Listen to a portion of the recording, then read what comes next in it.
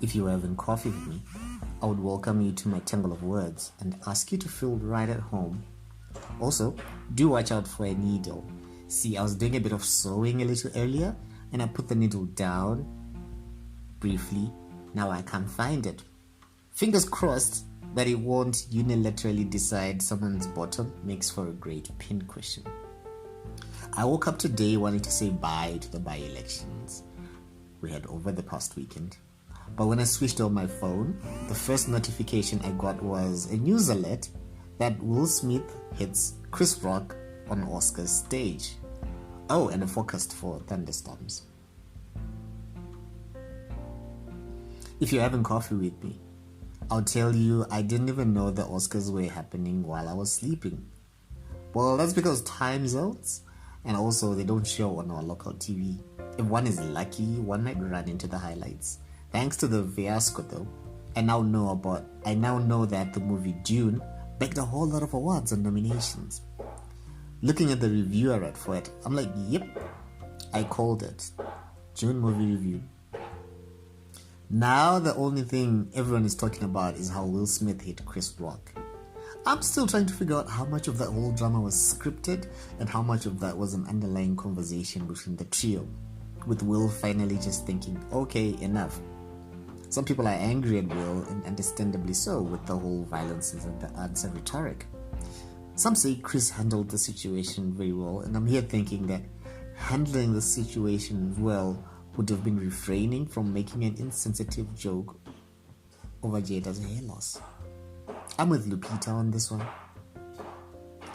If you're having coffee with me, I would ask you if this is what they mean when they call us unfocused youth. That I sat down to bring you up to speed on my past week and the elections, and instead I get sidetracked by theatrics at the Oscars. Anyway, we had by-elections. To be honest, I still don't understand their full significance. I mean, I do, but I don't really. It's complicated. Oh look, free education next year. Yay! We do have presidential elections coming up next year, and the by-elections have served as a test run for how the actual elections would go and show where the electoral system has faults and what needs attention. The by-elections were held in 28 National Assembly constituencies and 128 national wards to replace vacant elective posts which have occurred through death, retirement and recalls, with the recalls making up the most number. I never quite understood the recall business, as it seemed like a pointless exercise in political grandstanding, which resulted in this $3.7 billion by-election, which I feel was mostly unnecessary. But here we are. If you're having coffee with me, I'll tell you how there's talk about the low voter turnout for the by-election, which is apparently the norm, and it is not unique to Zimbabwe. It's a reflection on how we need voter education to fight voter apathy. Explanations on the importance of participation in the electoral process and the significance of each step. The electoral cycle isn't just about voting and counting the vote. It's a continuous process. Unfortunately for the majority, the right to vote means as much as putting your X on a piece of paper and flushing it down the toilet. So why do it? Because if each one makes a stance, we can be the change we want to see in the world around us and in our leadership.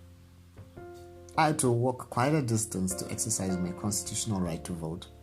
I don't know why my name wasn't at the polling station nearest to me. Maybe they assume we have cars, but still I walked. On my way back, I got a lift in a lorry, and as I hoisted myself into the back of the lorry, there was a ripping sound as my pants split in the middle. All the way home, I tried to maintain a measure of modesty, but I might have flashed my boxers to one or two people. Anyway, shout out to my homie economics teacher in primary school, who made the whole class learn to sew and knit, which is how I can be here sewing up my trousers. I wouldn't have to jump into the back of a lorry if we had a working public transport system, but at least I can sew what I rip. It rained over the weekend, and I recalled something from our folklore about how rain during important ceremonies and events is meant to be symbolic of blessings to come. Well, as we bid bye to the election, I hope this all counts for something. In my area, I observed them drill a borehole, which is still incomplete, and now that the campaigning candidate who was behind it lost the by-election, will they still be going ahead and finishing the project? Oh. What's been going on in your neck of the woods? Any needles we need to be watching out for?